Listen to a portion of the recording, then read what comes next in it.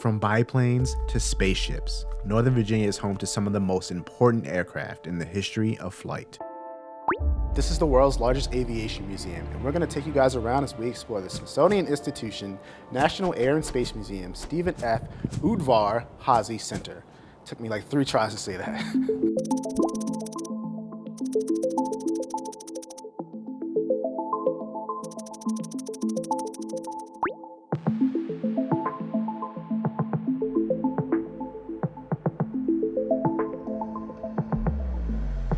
So the Udvar-Hazy Center is right behind Dulles Airport in Virginia, but what makes this facility cool, this portion of the Air and Space Museum is huge. They have 2 large hangars, which hold a larger portion of all the aircraft.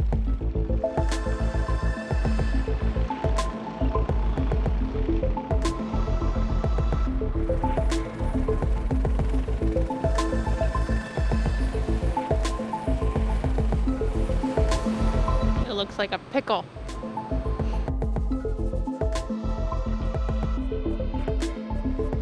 When you walk around the center, you'll notice that a lot of the aircrafts don't look shiny and new. And that's done on purpose to keep the original finish of these planes so that you can see all the scrapes, scratches, and scars, and all the stories that they tell.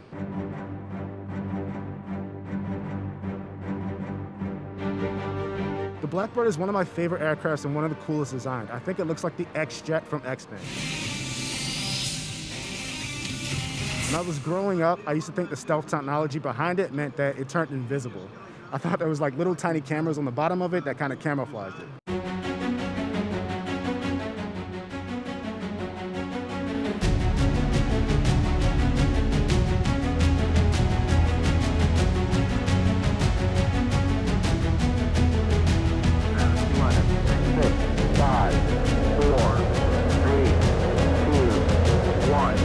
So I have a little bit of a confession to make. The main reason I wanted to come here is because I've seen pictures of how massive this space shuttle looks, and I wanted to see it in person.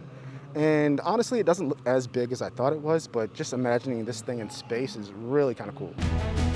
The Space Shuttle Discovery retired as the oldest and most accomplished shuttle in history. From 1984 to 2012, Discovery flew 39 Earth orbital missions and traveled almost 240 million kilometers. That's 150 million more than any other orbiter. So I know it's been to space 39 times, so it naturally looks a little bit rough. However, when I first saw it, I thought maybe it was like a paper mache replica. So it kind of looks like it's made out of paper mache.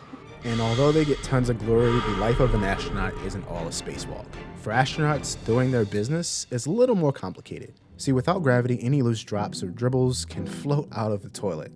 And all astronauts' pee is collected and turned back into clean, drinkable water. Sometimes astronauts' poop is brought back to Earth for the scientists to study. That sounds gross. But most of the time, the bathroom waste, including poop, is just burned. Probably the most fun experience at the museum is the simulator rides. There are a number of different simulators you can experience, and they can be purchased at the simulator or at the IMAX theater.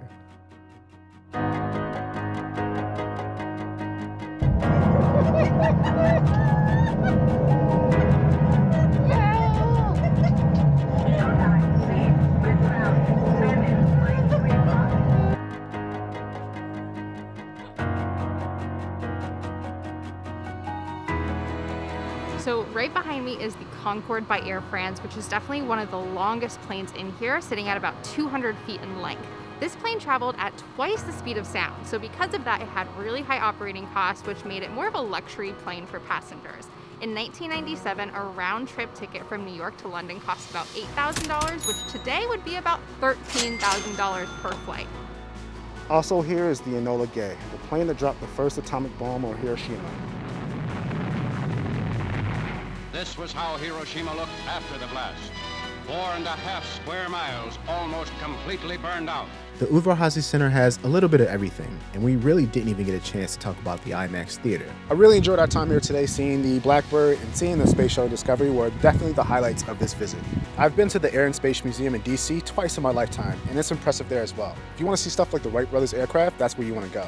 If you want to see huge things like the Space Shuttle Discovery, then you want to come to this one. Space butt.